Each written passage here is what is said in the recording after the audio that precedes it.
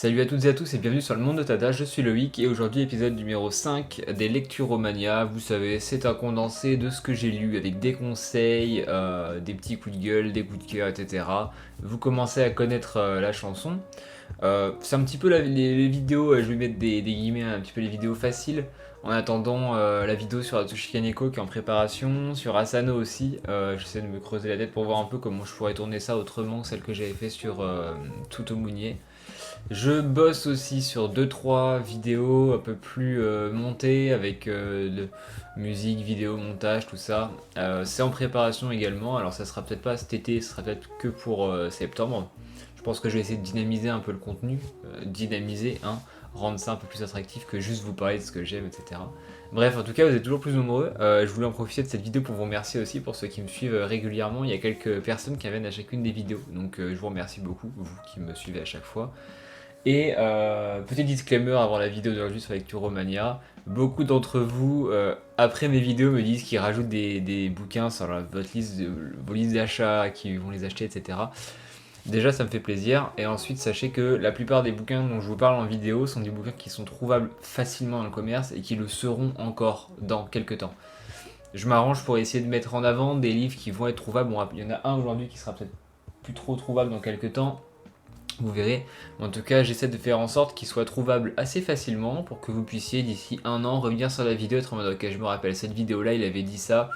Hop, et là vous trouvez ce qu'il vous faut et vous allez acheter.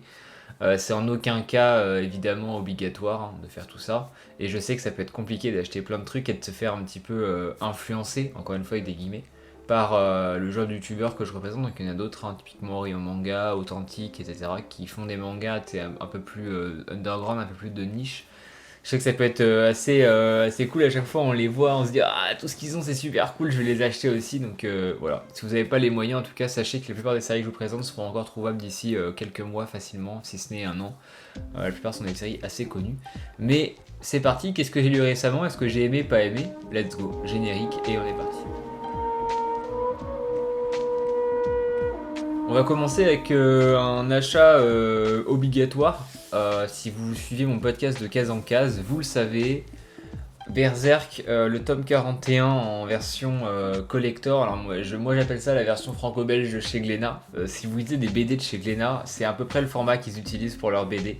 Donc ça m'a fait rire de voir ce que c'est le même toucher, etc. J'étais en mode ah mais ils ont repris, ils ont dû transvaser le projet du manga sur l'équipe qui est en charge des BD. Et je trouve ça très cool d'ailleurs, c'est à peu près le même prix que les BD de Glénat, hein. C'est dans les 22-23 euros les BD de Glénat. Je trouvais ça marrant et hormis pour le coup l'édition est très très clean, hein, comme à chaque fois que Glénat fait de la BD. L'intérieur est sublime, les pages sont très cool, j'aime beaucoup les petits mots qu'il y a au début et à la fin.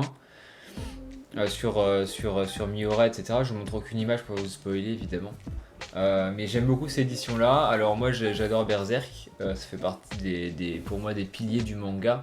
Alors c'est pas dans mes mangas préférés, hein, loin de là, mais ça fait partie des piliers, des choses que j'ai lues qu'il faut que je garde, etc. Donc le tome 41 pour rendre hommage à Miura, je pense qu'il est encore facilement trouvable, en tout cas moi où j'habite, donc je suis en Vendée, pour ceux qui se demandent. En dessous de Nantes, entre La Rochelle et Nantes concrètement, c'est ce département-là. Sachez que dans les différentes FNAC et librairies de Vendée, c'est encore trop facilement. J'en ai vu encore des dizaines dans les rayons. Je pense que ce que Glénat se sont arrangés, c'est très intelligent de leur part pour que ça soit trouvable pour tout le monde, pour éviter les scalpers. Donc pour ceux qui lisent Berserk et qui aiment, vous devriez pouvoir le trouver assez facilement. Et pour ceux qui ne lisent pas Berserk et qui achètent quand même ce tome-là en mode je vais lui laisser une seconde chance juste parce qu'il y a un collector, on vous voit. On vous voit, oui, il y en a plein qui font ça et c'est pareil pour tous les collectors. Dès qu'il y a un collector qui sort, il y a toujours des mecs qui n'ont jamais lu tel ou tel manga qui sont en mode oh bah tiens, je vais acheter le collector, comme ça je pourrais faire la série au cas où. On sait très bien que vous allez le garder et le revendre plus cher dans un an à d'autres. Voilà, laissez-le à ceux qui kiffent vraiment les séries. Sinon, le tome 41, si je voulais vraiment revenir sur le tome, j'ai trouvé le rythme assez décousu. On est sur une période transitoire pour Guts et la compagnie. On sent qu'il y a eu une passation. Voilà, Miura est donc la dernière personne à avoir touché ces chapitres-là. Mais on sent que peut-être que le studio ou ses assistants commençaient à prendre plus de place. Et il y a des prémices de ce qui se passe après, en tout cas vu les chapitres qui sortent. Mais c'est un très bon tome, comme l'ensemble de Berserk. de toute façon, c'est un truc à lire. On passe à la deuxième lecture, c'est le tome 8 de Spy Family. Alors il y aura beaucoup de lectures, je mets des guillemets encore, des lectures mainstream dans cette vidéo, parce qu'on est sur le mois de juillet, beaucoup de très très grosses sorties au mois de juillet. Il y a des trucs un peu moins connus après, mais un peu moins connus, qu'on s'entende. Qui dit gros mois comme juillet, comme septembre, comme décembre, mars aussi, ce genre de mois où il y a beaucoup de grosses sorties, souvent c'est là que toutes les séries ultra connues sortent. Donc c'est à ce moment-là que moi je vais acheter les séries ultra connues aussi.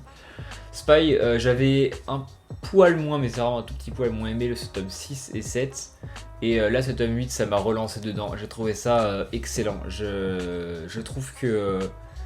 Bon, Anya me rappelle beaucoup Yotsuba, voilà, je pense que c'est pour ça que ça me fait rire. Le graphe pour Ave, pour ceux qui l'ont lu, j'ai trouvé ça mais incroyablement drôle. Yor est très très bonne. Et franchement, le manga mérite totalement son succès, voilà. Je pense qu'il faut... Il y en a beaucoup sur les réseaux. Petit message pour les mangas mainstream, si vous en lisez, vous voyez beaucoup de personnes qui vous dénigrent parce que soi-disant vous aimez Naruto, vous aimez, je sais pas, Jujutsu Kaisen, Tokyo Revengers, Spy Family, donc vous n'êtes pas des vrais fans de manga parce que vous lisez pas du Marrow, du Umezu ou quoi, enfin Umeds maintenant. C'est pas grave, enfin je veux dire, regardez la bibliothèque que j'ai derrière, je lis plein de trucs mainstream aussi et je trouve ça trop bien. Et genre Spy Family pour moi c'est peut-être le manga de 2022 en termes de mainstream. Pour le moment, en tout cas, dans les mangas les plus larges en termes de public, Spy Family est celui que je trouve le mieux. Ça correspond à tout âge, c'est drôle, c'est frais, c'est bien dessiné, ça sort assez régulièrement, l'édition est super cool, c'est abordable, c'est 6,90. Donc voilà, super lecture. On reste dans le mainstream avec Gundam Mars Chronicle. Donc évidemment pour ceux qui connaissent Gundam Mars Chronicle, vous savez que c'est évidemment pas du mainstream, mais il fallait que j'en parle.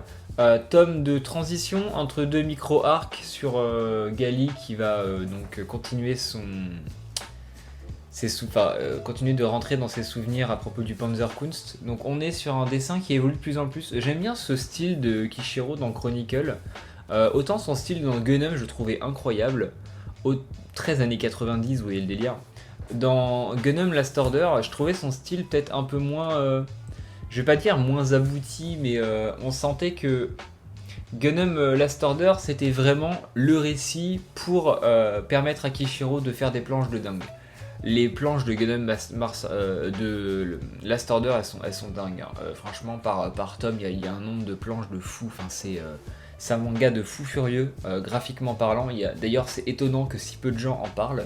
Beaucoup de gens parlent de Gundam premier du nom, et très peu de gens mettent en avant Last Order. Le scénario est ce qu'il est, on en pense ce qu'on veut, mais graphiquement parlant, Last Order, c'est un délire. Franchement, c'est impressionnant. Et là, on revient un petit peu à ce qui faisait l'essence de Gundam, un dessin peut-être plus simple, un dessin un peu plus rond, voilà, un petit peu plus... qui se rapproche des grosses productions.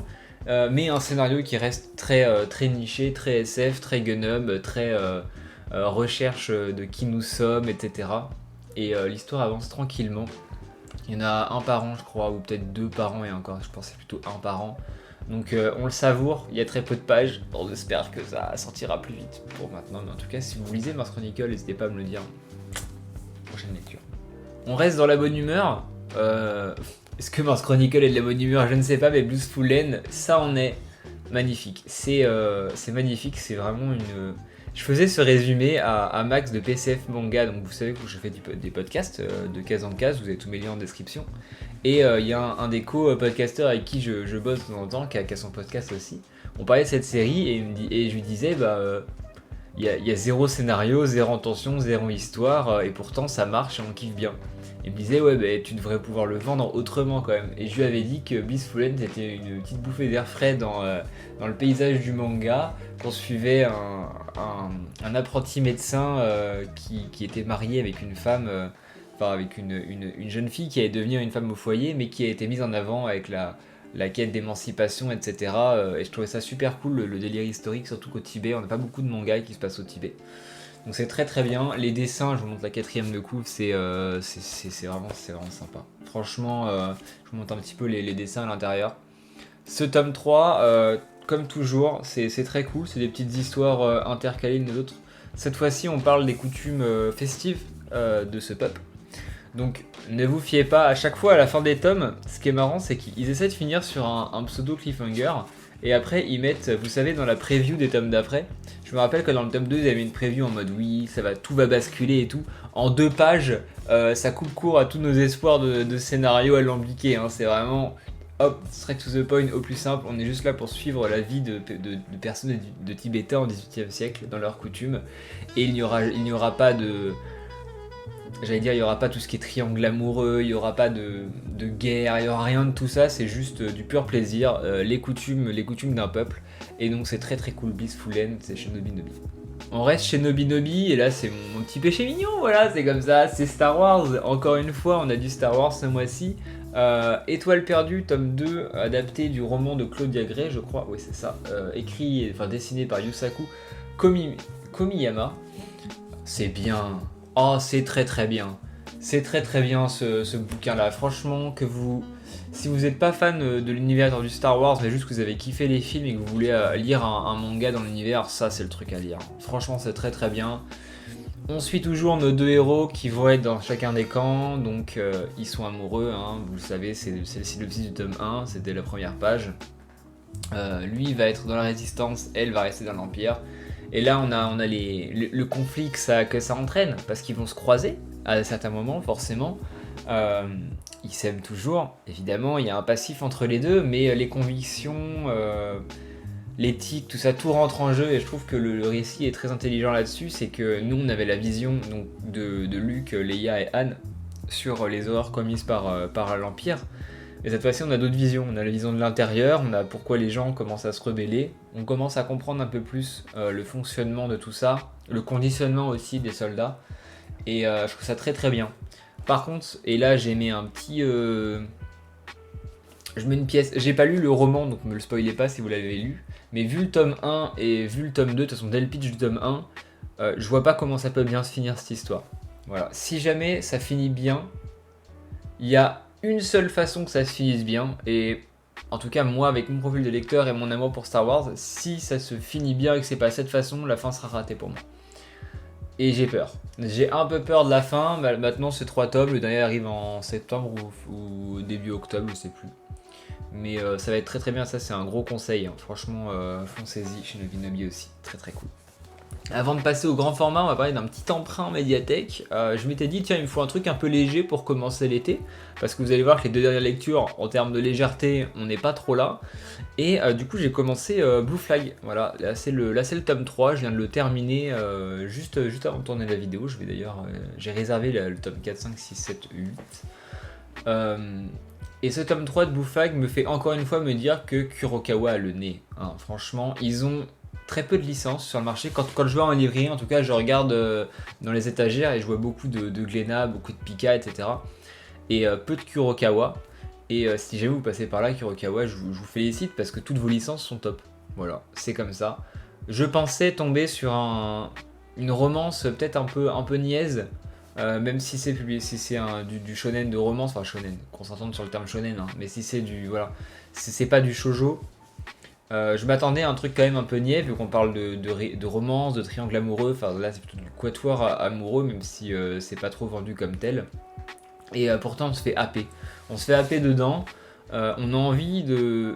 Sans forcément voir la finalité, on a envie de voir les relations évoluer, parce que les relations vont évoluer. Et on est dans un âge où chacun des personnages va éprouver des choses pour un autre, mais tout cela va pouvoir être amené à changer, c'est-à-dire ça peut être... Alors c'est dur de pas trop spoiler les tenants et aboutissants, mais je trouve ça franchement très très bon. Et Kurokawa a vraiment le nez, hein. Franchement, quand vous regardez Vinland Saga, incroyable, Saint Seiya, bon moi j'aime pas, mais c'est très très bien. Beaucoup de personnes en disent beaucoup de bien, c'est pas parce que j'aime pas que c'est de la merde, hein, évidemment. Voilà, ne soyez pas micro coup de gueule. Si vous faites partie des gens qui, quand ils n'aiment pas quelque chose, pensent que c'est nul et que si jamais quelqu'un l'aime, ils ont des goûts de merde, vous êtes des cons, voilà, je vous le dis. L'exemple de Saint Seiya est parlant, je n'aime pas Saint Seiya, c'est comme ça, et pourtant le récit a d'immenses qualités et plaît à beaucoup de personnes, parce que c'est très bien, voilà, c'est juste que moi ça me plaît pas. Bref, One Punch Man, Saint Seiya, FMA, bon ils avaient Solitaire pour moi, Vinland Saga, Blue Flag, Oshinoko, franchement, Spy X Family, Kurokawa, ils sont en train de faire pour moi une run parfaite. J'attends de voir leur prochaine sortie, s'il y en a, il y en a très peu par an, mais en tout cas celles qui sortent sont incroyables. Arsène Lupin aussi récemment, très très bien. Mais en tout cas, Blue Flag, si vous cherchez une romance qui n'est pas ultra cucu, qui est bien dans l'air du temps, allez-y, c'est très très cool pour ça, et quand j'aurai fini les 8, je pense que je ferai une petite vidéo récap dessus. Les deux derniers tomes sont des grands formats. Le premier, c'est un tome 2 de Adabana chez Kana, écrit par Non ou N-O-N. Et alors, Adabana, c'est... comment dire? Je trouve les dessins somptueux. Voilà, je tiens à le dire. Je trouve les dessins, le chara-design des personnages et les émotions, la façon dont les personnages paraissent en fait en termes de visage, d'expression, etc. Je trouve que c'est incroyablissime. C'est vraiment très très très très bien pour ça. Maintenant, c'est un récit qui est très très dur à lire. Vous l'aurez compris si vous avez lu le tome 1, on parle de meurtre, on parle de viol, de harcèlement. La femme, la place de la femme et de la jeune femme surtout au Japon est mise à très très rude épreuve et c'est d'une effroyable réalité. C'est d'un réalisme. En fait, ce qui est marrant, c'est que beaucoup de personnes vont voir ça comme un... J'avais vu ça sur Twitter, j'étais totalement d'accord. Beaucoup de personnes vont être choquées, vont dire ouais, tout ce qui se passe là-dedans, c'est vraiment choquant, c'est pas normal, etc. Et une personne disait oui, mais c'est la réalité, c'est ce qui se passe en fait, partout. Et c'est d'autant plus noir de se dire que il y a des gens qui vont... Enfin, moi perso, je suis extrêmement choqué par ce que je lis là-dedans. Il y a beaucoup de personnes qui disent que c'est oppressant, etc., mais qui sont pas spécialement choqués. Parce que c'est une réalité. Malheureusement, tout ce qui se passe dans Adabana est une réalité pour beaucoup de jeunes filles. Et ça devrait pas arriver, et c'est un récit qui est très dur à lire. Pour plein de raisons, parce qu'on se rend compte que c'est des choses qui arrivent dans les faits divers absolument tous les jours au Japon, et pas qu'au Japon d'ailleurs. C'est ce qui se passe dans ce tome 2, ça arrive très régulièrement, trop régulièrement, et il y a trop peu de femmes qui, quand ça arrive, qui osent en parler. On est dans ce cas de figure dans Adabana, et c'est pas spécial... Enfin, vous verrez, si vous lisez, vous voyez de quoi je parle, mais c'est un bouquin que je conseille pas aux personnes qui ont moins de 18 ans. Voilà, c'est parce que c'est la violence graphique, c'est explicite. Enfin, je vais pas vous montrer de scènes, mais franchement, voilà, je vous remonte de trois planches. Vous voyez, c'est très qualitatif. L'édition, elle est vraiment top. Un poil cher peut-être pour la taille, pour l'épaisseur. Mais quel récit, franchement, ça me fait un peu penser, dans le fond, à 17 ans Chronique du Mal, chez Naban. Voilà, si vous êtes adulte, que vous regardez un peu les faits divers et que vous lisez Adabana, vous ne pourrez qu'être d'accord avec ce que je dis sur le fait que c'est beaucoup trop réaliste en fait, et que certaines scènes ne nous choquent même plus tellement on est habitué à voir ça partout, alors que ça devrait. Donc voilà, une lecture à pas mettre entre toutes les mains, une très très bonne lecture. Fait partie des récits que je pense qu'il faut lire pour sensibiliser à certains vices, dirons-nous. Mais voilà, pas facile à lire. Dernier tome, et attention, aujourd'hui, pas de coup de gueule sur l'ensemble, quasiment que des coups de cœur, en tout cas dans ce que j'ai lu. On est bientôt à la fin, Eden, tome 8, je peux le dire, le chef-d'œuvre d'Hiroki Endo. Beaucoup de personnes, enfin ceux qui l'ont lu, le considèrent comme un chef-d'œuvre. Je ne voulais pas émettre de jugement avant le tome 9, avant le dernier tome, mais là je vois pas comment ça peut ne pas finir en apothéose. C'est trop bien écrit, voilà, c'est trop bien écrit, il y a de tout. Vous cherchez de l'action, il y en a. Vous cherchez de la géopolitique, il y en a. Vous cherchez de la critique de la société, il y en a. Vous cherchez de l'amour, il y en a. Vous cherchez du sexe, il y en a. Vous cherchez une quête initiatique, il y en a une. Vous cherchez du cyberpunk, il y en a. Vous cherchez de l'anticipation, il y en a. Vous cherchez des dérives, il y en a. Vous cherchez du thriller, il y en a. C'est un récit qui a énormément de choses. Et qui est sorti à la mauvaise période, parce qu'il est sorti en même temps que Evangelion, en manga / anime. Et je pense qu'Evangelion a totalement happé le public et a empêché le public de s'intéresser un peu plus à Eden. Et ce qui fait que le bouquin n'a pas été réimprimé, etc. Derrière. Et alors là, cette édition, puis cette réimpression, c'est trop bien Eden. Ce que j'adore dans Eden, c'est, on reste dans le délire du réalisme, c'est que c'est réaliste. Un exemple tout con, plusieurs fois dans le manga, encore une fois dans ce tome-là, les personnages principaux et secondaires peuvent mourir, mais peuvent mourir vite. C'est-à-dire que d'habitude, dans un récit, on va avoir un personnage principal ou secondaire qui va par exemple se prendre une balle ou se faire découper un bras ou quoi quand c'est un peu violent, un peu gore. Et pendant plusieurs pages, on le verra peut-être souffrir, il va dire adieu à ses proches, puis il va y avoir tout un chapitre pour se rappeler de ce personnage. Dans Eden, on se prend la balle, la case d'après, les personnages sont passés à autre chose. Pardon, sont passés à autre chose. La case d'après, l'action continue, la personne qui s'est pris la balle est à terre. Et tout ce qui est rédemption, il y a une ellipse, il y a souvent une ellipse dans Eden, la rédemption viendra plus tard, viendra par les actions menées, et ça traîne pas en longueur. C'est un récit qui ne pardonne pas, et qui je pense dans la fin ne pardonnera pas. Qu'est-ce que les humains vont choisir? Je ne sais pas, est-ce qu'ils vont choisir Mana ou est-ce qu'ils vont choisir Retia? Je crois que c'est comme ça que ça se prononce. Nous verrons. Moi je suis plutôt de l'avis de Retia. Pour ceux qui l'ont lu le récit, je soutiens plutôt son point de vue. Et c'est un récit qui questionne beaucoup aussi sur notre part d'humanité, je trouve, et notre vision de l'humain. Et ce qui est marrant, c'est qu'il y a vraiment deux clans. Il y a vraiment le clan Mana, qui voit l'humain comme quelque chose, et le clan Retia, qui voit l'humain comme quelque chose. Il n'y a pas de bon clan. C'est ça que j'adore aussi dans Eden, c'est qu'il n'y a pas de bon camp. Les deux camps ont des pour et des contre. Il n'y a pas de gentils, il n'y a pas de méchants. C'est juste des opinions qui divergent. Et à vous de vous faire votre propre avis, savoir qu'est-ce que vous préférez, dans quel camp vous auriez été. Si vous êtes à jour sur Eden, dites-moi dans quel camp vous auriez été. En tout cas, dans quelle vision du monde vous trouvez. Si vous êtes plutôt dans la vision de Mana ou dans la vision de Retia. À vous de me dire. En tout cas, ça me ferait très plaisir d'en parler avec vous. Juste pour vous montrer un petit peu les dessins. Sans rentrer, voilà. C'est du dessin, pour ceux qui ne connaissent pas trop, c'est du dessin années 90, très début 2000, cyberpunk. Et un autre truc que je trouve incroyablement intelligent dans le bouquin, c'est que le mal qui a plus ou moins détruit le monde n'a tué que 15% des personnes, ou plutôt a contaminé 15% des personnes, ça c'est important. Ce qui est un très faible pourcentage, et quand on voit tout ce que ça a opéré, enfin bref, je vous ferai toute une vidéo sur Eden. Pour moi c'est probablement un des meilleurs, enfin c'est même plus que ça, c'est un des meilleurs mangas que j'ai lu de ma vie. Je pense qu'il faudrait que je fasse un jour une vidéo top 10 ou top 20 des meilleurs mangas que j'ai lu de ma vie. Ça pourrait être intéressant, sans forcément faire de top, mais juste en donner mes 10 mangas préférés qui m'ont le plus bouleversé ou quoi. Il y aura sûrement Eden dedans. Dites-moi si ça vous intéresse. Je crois qu'il y a un commentaire qui me l'a demandé une fois, qui m'a dit oui, ça serait bien que tu fasses un top de tes mangas préférés, etc. Si ça vous intéresse, mettez un pouce bleu et dites-le moi en commentaire. Et j'y réfléchirai, alors peut-être pas pour la semaine prochaine, parce que je sais déjà ce que je fais la semaine pro, mais peut-être pour plus tard, pourquoi pas, ça peut être intéressant, même si vous me suivez depuis le début, logiquement le top 10 vous le savez, hein. Y a rien de bien compliqué à trouver pour regarder les vidéos Mangatech, les vidéos achat manga, lecture Romania, tout ça, le top 10 vous l'avez directement logiquement, hein, sans forcément l'avoir dans l'ordre, vous avez les 10 titres. Enfin bref, Eden, trop bien.